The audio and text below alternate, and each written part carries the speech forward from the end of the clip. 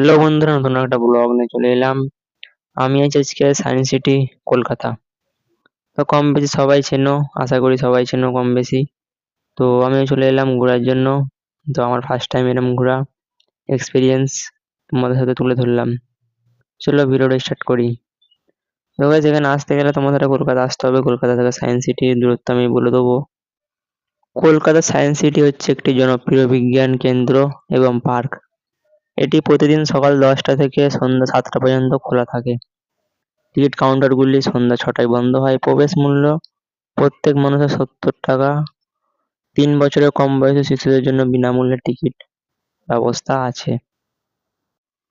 Dark ride এবং অন্যান্য শোয়ের জন্য বিভিন্ন ধরনের আকর্ষণ ও এদের আলাদা টিকিটের মূল্য আছে। তো যারা যাবে কলকাতা সায়েন্স সিটি, তো ঘুরে আসতে পারো। খুবই ভালো জায়গা, অনেক কিছু দেখার আছে, অনেক কিছু শেখার আছে। আর একটা কথা, 25 জন বা তারও বেশি যদি গ্রুপ হিসেবে কেউ যাও, তার জন্য বিশেষ রকম একটা ছাড় পাওয়া যাবে। তো গ্রুপ হিসেবে গেলে ওটা আলাদা ছাড়, আর যদি তুমি একা একা যাও 70 টাকা করে টিকিট। এখনকার আপাতত যেটা বললাম, এবার পরে বাড়তেও পারে কমতেও পারে। বাকি এই সময় টিকিট যেটা আমি পেয়েছিলাম সেটা আমি তোমাদের সাথে তুলে ধরলাম, সেই প্রাইসটা তোমাদের সাথে বললাম। তো যারা গেছো তারা অনেকই ভালো, যারা যাওনি তারা ঘুরে আসবে। অনেক কিছু দেখার মতো জিনিস আছে, অনেক কিছু দেখার মতো জিনিসও আছে, অনেক কিছু শিখারও আছে। যারা বিজ্ঞান নিয়ে একটু নাড়াচাড়া করতে ভালোবাসো বিজ্ঞান হিসেবে, তারা গিয়ে দেখে আসবে যে ওখানকার টেকনোলজিটা কতটাই এগিয়ে গেছে। তো আর কলকাতায় বলতে গেলে অনেকই ঘোরার জায়গা আছে, যেমন কি নিকো পার্ক আছে, চিড়িয়াখানা আছে, তারপর আলিপুর মিউজিয়াম আছে, যেটা খুবই একটা ভালো জায়গা। আমার এক্সপিরিয়েন্সে খুবই ভালো জায়গা লেগেছে। আমি যেহেতু একবার গিয়েছিলাম, খুবই ভালো জায়গা। সেখানে আমার আরেকবার যাওয়ার ইচ্ছা আছে, গেলে ভালোভাবে ভিডিও করবো, যেহেতু আমি সেবারে স্কুলের গ্রুপ হিসেবে গেছিলাম। এবার আমি একা যাওয়ার ইচ্ছা আছে একবার, গিয়ে আমি ব্লগ করবো, খুব ভালোভাবে ব্লগ করবো।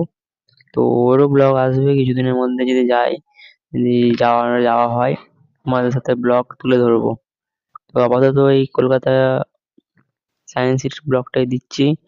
তোমাদের আর দেখাবার মতো অনেক কিছুই আছে, আমি সবটা তুলে ধরতে পারিনি। যেটুকু পেরেছি সেটুকুই আমি তোমাদের সাথে শেয়ার করছি। আর ক্যামেরা কোয়ালিটি খুবই একটা ভালো নয়, তাও আমি এডিট করে চেষ্টা করবো ভালো করার, যেহেতু খুবই খারাপ অবস্থা ক্যামেরার। আর ভালো ভিডিওর জন্য ভালো ক্যামেরাও দরকার, যেটা কি আমার এখন কেনার মতো অবস্থা নেই। বাকি তোমরা যদি সাপোর্ট করো, ভবিষ্যতে একদিন ইনশাল্লাহ কিনে নেবো। তো তোমরা সাপোর্ট করো, ভিডিওটা ভালো করে শেয়ার করে দাও। ভালো লাগলে একটা লাইক করে দেবে, আর চ্যানেলটা ইউটিউব থেকে দেখলে চ্যানেলটা সাবস্ক্রাইব করে নেবে, আর ফেসবুক থেকে যদি দেখো ফলো করে নেবে। Thank you. আর আমি একটা বলছিলাম, ভালো মাইকের দরকার আছে আমার একটা। তো তোমরা কমেন্ট করবে কোন কোম্পানির বা কোন ব্র্যান্ডের মাইকটা নিলে ভালো হয়।